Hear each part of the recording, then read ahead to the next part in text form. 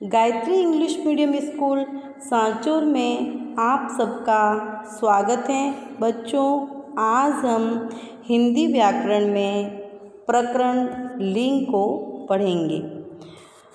लिंग की परिभाषा तथा उसके कितने भेद हैं उसके बारे में हम अध्ययन करेंगे। लिंग की परिभाषा है संज्ञा के जिस रूप से उसकी पुरुष या स्त्री जाति का बोध होता है उसे लिंग कहते हैं।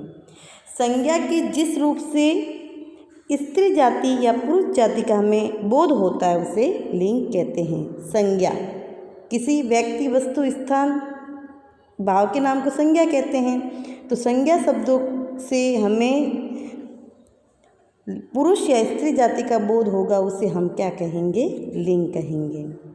अब हिंदी में लिंग दो प्रकार के होते हैं। हिंदी भाषा में लिंग कितने प्रकार के होते हैं? दो प्रकार के। कौन कौन से?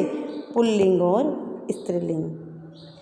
संस्कृत भाषा के अंदर भी लिंग होते हैं, लेकिन संस्कृत भाषा में लिंग तीन प्रकार के होते हैं, पुल्लिंग, स्त्रीलिंग और नपुंसकलिंग। हमारी हिंदी भाषा में दो ही प्रकार के लिंग हैं, वो है पुल्लिंग और स्त्रीलिंग। अब पहला जो है वो है हमारा पुल्लिंग। पुल्लिंग संज्ञा के जिस रूप से पुरुष जाति का बोध होता है उसे पुल्लिंग कहते हैं। अब संज्ञा शब्दों के जिस रूप से हमें पुरुष जाति का बोध होता है उसे हम क्या कहते हैं? पुल्लिंग कहते हैं। जैसे लड़का, घोड़ा, कुत्ता, अध्यापक आदि। लड़का ये भी पुल्लिंग है, घोड़ा पुल्लिंग शब्द है, कुत्ता पुल्लिंग है और अध्यापक ये भी पुल्लिंग है। ऐसे और भी कई सारे शब्द हैं।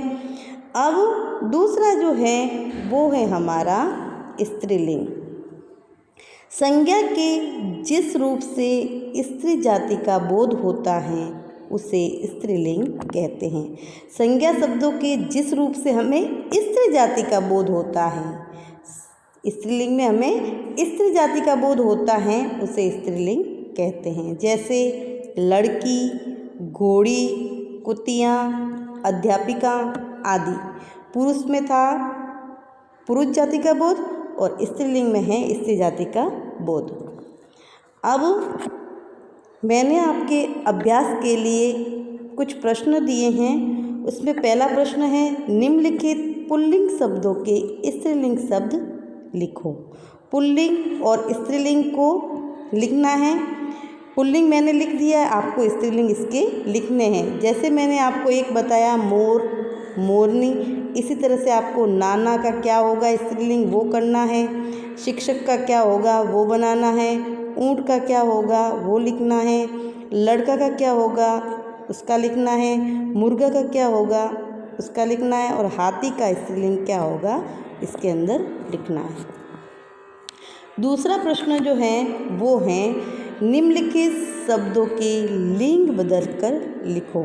अब इसके अंदर आपको क्या करना है? लिंग बदलने हैं। जैसे मैंने एक उदाहरण दिया है, कौन कौन से शब्दों के लिंग बदलने हैं? राजा, पिता, कुत्ता, पति, पुरुष, भाई आदि शब्दों के।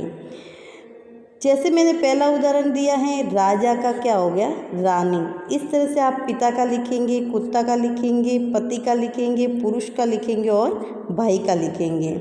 यहाँ पर सारे लिंग बदलकर आपको लिखने हैं। आगे तीसरा प्रश्न जो है वो है नीचे दिए गए शब्दों में से पुल्लिंग व स्त्रीलिंग शब्द छांटकर लिखो।